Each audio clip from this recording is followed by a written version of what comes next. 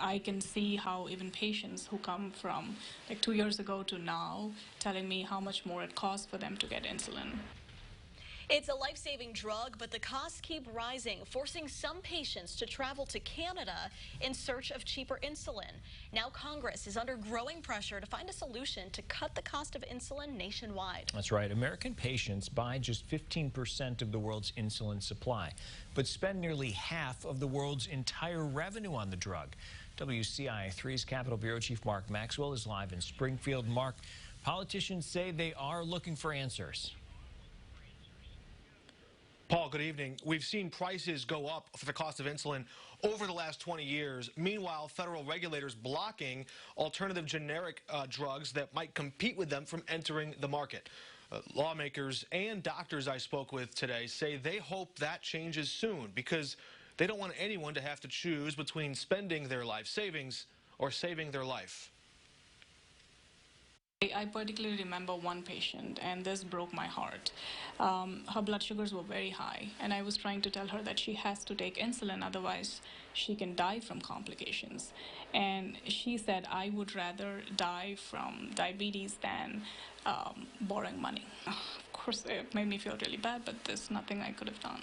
Dr. Purnima Jeremiah has treated diabetic patients for nearly 20 years, the last 12 here at the Joslin Diabetes Center at HSHS Medical Group in Springfield. I've seen insulin prices being at least tripled. Over a 4-year span from 2012 to 2016, the price of insulin nearly doubled in the U.S. Dr. Jeremiah says her patients tell her prices continue to climb ever since. The rising prices are reaching a breaking point on Capitol Hill. The cost of insulin charged by the pharmaceutical companies has gone up dramatically without justification. Without justification. With lawmakers on both sides of the aisle searching for answers like generic alternatives to insulin. Long term, that will lead to more competition, more drugs available for our patients and my constituents. Roughly 1 in 10 Americans has type 1 or type 2 diabetes. 1 in 4 of them relies on insulin to manage their blood sugar. As prices rise, doctors are forced to get creative, prescribing older, cheaper versions of the drug, even if they don't work as well. It's not the ideal insulin. It works a little slower, it works longer, it can cause much more low blood sugar reactions. It has to be taken in a certain way, it has to be taken at a certain time. So it is much more harder to control blood sugars with that. But I've had to switch many patients to that insulin because of cost.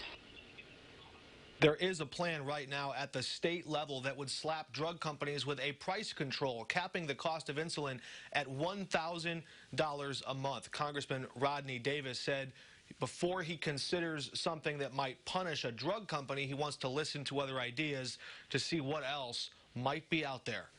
In Springfield, Mark Maxwell. Paul? All right, Mark, thanks for that. Now, that's not all. There are some tips on getting less expensive insulin. You're encouraged to always shop around to local pharmacies to compare costs. Some websites offer cost comparisons. And be sure to talk to your doctor. They'll usually be first to know if a generic becomes available.